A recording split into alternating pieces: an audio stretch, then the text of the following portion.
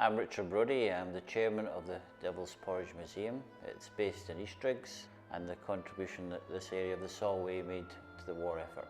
Before the First World War, there was just open fields here. There was very little population. There was just farms and farm cottages here. The factory was built because there was an acute shortage of ammunition.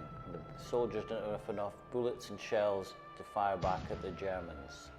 The government collapsed because of the shell crisis, and a new coalition was formed under Lloyd George as Minister of Munitions. He tried to turn the tide of the war, and his greatest project was His Majesty's Factory Gretna.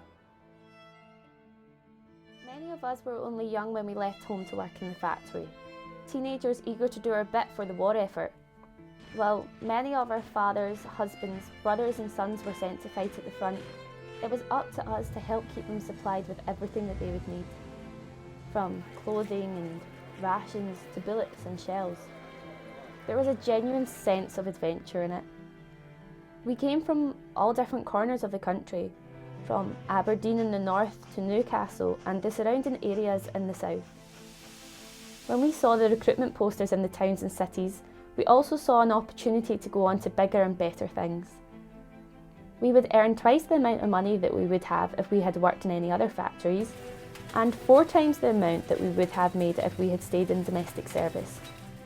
The living conditions were much better than what most of us were used to. We got our own private curtained off area in a dormitory or a hostel that was built just for us. We had indoor lavatories as well as hot and cold running water, something that we weren't used to because it was a luxury in Scotland.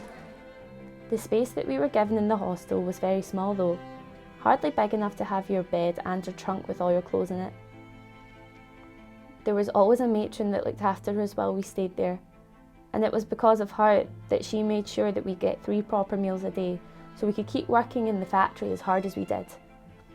We had our own hospital, our own nursery, bakery. We even had a cinema and dance halls so that we could socialise outside of work itself.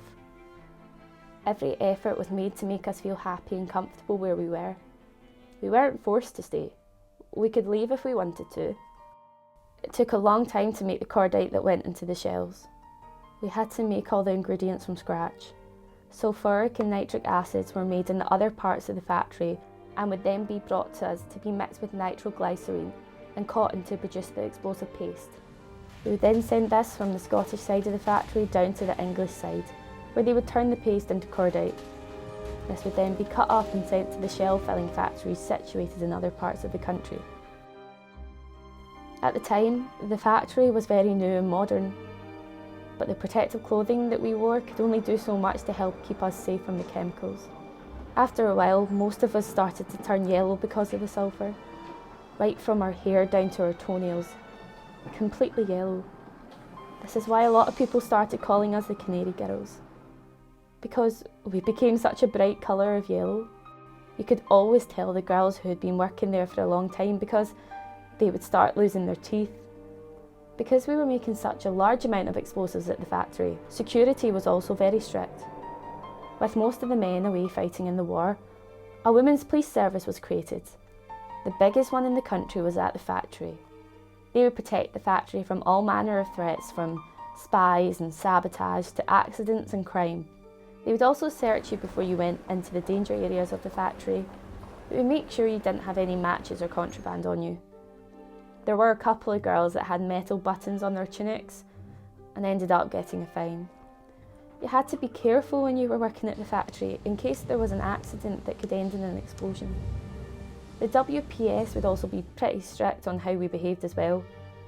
If we were getting close to a man, they would, if they spotted you, step in and make sure nothing was had to happen.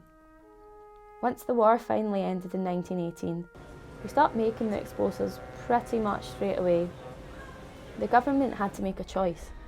Did they keep large, very efficient but expensive factory open in Gretna, or do they concentrate on other factories?